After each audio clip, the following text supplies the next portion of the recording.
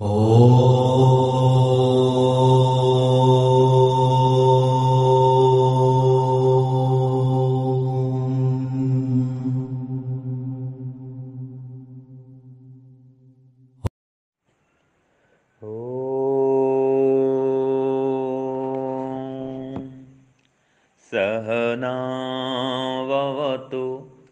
सहनौ भुनक्तु सह वीर्यं करवावहै तेजस्विनावधीतमस्तु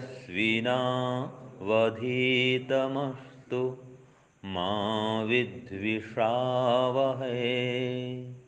ओम शांति शांति शांति। सबको सादर नमस्ते जी। सांख्य दर्शन चतुर्थ अध्याय के इस पाठ में आप सभी का हार्दिक स्वागत है। इसके पहले हमने पढ़ा था सूत्र 1 और सूत्र 2। सूत्र 1 में क्या था? राजपुत्रवत तत्वोपदेशात्। और सूत्र 2 में क्या था? पिशाचवत अन्यार्थोपदेशे अपि। तो इसका सूत्रार्थ भी हो गया था कि पहले में क्या कहा गया कि जैसे राजपुत्रों को तत्व उपदेश श्रवण करने से तत्वज्ञान हो गया था, वैसे ही आज भी अगर हम तत्व उपदेश ग्रहण करें या श्रवण करें तो हमें भी तत्वज्ञान हो सकता है। और जैसे कि इसमें आया है कि राजा जनक को तत्वज्ञान हो गया था पंचशिख आचार्य के उपदेश के श्रवण से। ये सूत्र 1 का सूत्रार्थ। सूत्र 2 में कहा पिशाचवत अन्यार्थोपदेशेपि, कि साक्षात तो पढ़ने से सुनने से तत्वज्ञान होता ही है, ठीक है, पढ़ेंगे चिंतन करेंगे मनन करेंगे, लेकिन सूत्र 2 में कहा कि साक्षात पढ़ नहीं सकते हैं तो ओट में दीवाल के उधर भी साक्षात सामने नहीं बैठ करके भी अगर आप उस पाठ को सुनते हैं, उपदेश को सुनते हैं, तब भी उससे तत्वज्ञान हो सकता है। जैसे कि अभी आप साक्षात मेरे पास बैठे हैं और सुन रहे हैं, लेकिन जो ऑनलाइन सुनने वाले हैं ये साक्षात तो नहीं बैठे मेरे सामने, लेकिन फिर भी वो सुनेंगे तो उनको भी तत्वज्ञान हो जाएगा। शर्त क्या है कि जो पढ़ते हैं सुनते हैं उस पर फिर चिंतन मनन भी किया जाए, है ना, और साथ में निदिध्यासन भी किया जाए और उस पढ़े सुने हुए को फिर आचरण में लाया जाए। तो इस प्रकार से तत्वज्ञान की प्राप्ति होती है। तो ये 2 प्रकार से तत्वज्ञान का हमने पढ़ा कि साक्षात सुन करके भी होता है अथवा साक्षात नहीं सुनते हैं तो भी हो जाता है, ठीक है जी, ओट में भी सुनते हैं तो भी हो जाता है। और ब्राह्मण को तो होता है, क्षत्रिय को होता है, और फिर हमने पढ़ा जो पिशाच है उसको भी हो जाता है। जैसे यहाँ पर पिशाच माने भील, तो साक्षात तो उपदेश दे रहे थे भगवान कृष्ण अर्जुन को, तो उनको तो तत्वज्ञान हो गया या विवेक उत्पन्न हो गया, ये संसार में हम कहाँ मोह में फंस रहे हैं, तो उनको तो विवेक हो गया अर्जुन को। पास में कोई और सुन रहा था थोड़ा दूर, एक भीली व्यक्ति, उसको भी तत्वज्ञान हो गया। तो ये 2 प्रकार से हमने सुना पढ़ा कि साक्षात भी उपदेश सुनने से होता है तत्वज्ञान, अथवा साक्षात नहीं सुनते और थोड़ा ओट में सुनते हैं कि एक तो को गुरु जी पढ़ा रहे हैं, दूसरा साक्षात बैठ के नहीं पढ़ रहा है लेकिन कहीं साइड में सुन रहा है, तो उसको भी तत्वज्ञान हो जाता है। ये 2 प्रकार हमने पढ़ा। अब कह रहा है इन दोनों उपाय से भी नहीं हो तो, ठीक है जी, साक्षात सुन के भी नहीं हो रहा है अथवा ओट में सुन के भी नहीं हो रहा है, तो क्या करें? तो आगे सूत्र 3 में कहा आवृत्ति रसकृत उपदेशात। बोलिए, आवृत्ति ही असकृत उपदेशात। तो क्या कहा इसमें? आवृत्ति माने बार बार, नहीं, आवृत्ति माने दोहराना जी उसको, आवृत्ति करना माने पुनरावृत्ति करना, दोहराना। और असकृत माने बार बार, सकृत माने एक बार और असकृत माने बार बार। तो जो हम उपदेश सुनते हैं उस उपदेश को बार बार सुनने से भी विवेक उत्पन्न हो जाता है। अगर एक बार सुनने से नहीं हुआ तो कोई बात नहीं, कोई बात नहीं, 2 बार सुनेंगे, 3 बार सुनेंगे, बार बार सुनेंगे, तो बार बार उपदेश को सुनने से तत्वज्ञान उत्पन्न हो जाता है। लेकिन शर्त वही है, केवल सुनना पर्याप्त नहीं है, सुन करके फिर मनन करना, चिंतन करना, निधिध्यासन करना और उसको फिर आचरण में उतारना, ये सब में आप जोड़ देना। तो सूत्रार्थ लिखिए इसका, सूत्र 3 का, बार बार उपदेश सुनकर, बार बार उपदेश सुनकर आवृत्ति करने से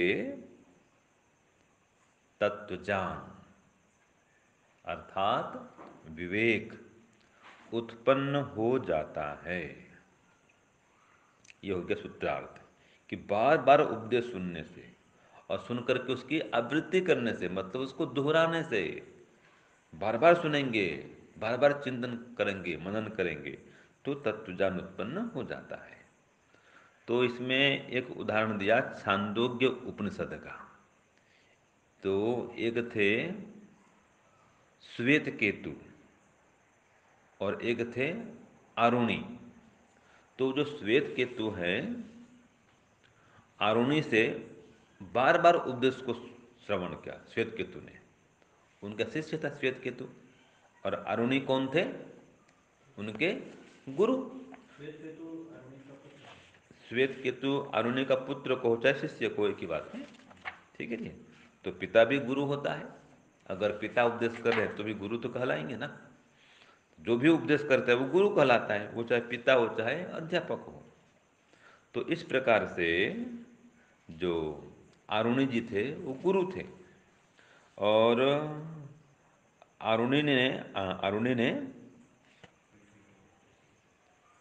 बार बार उपदेश को ग्रहण किया।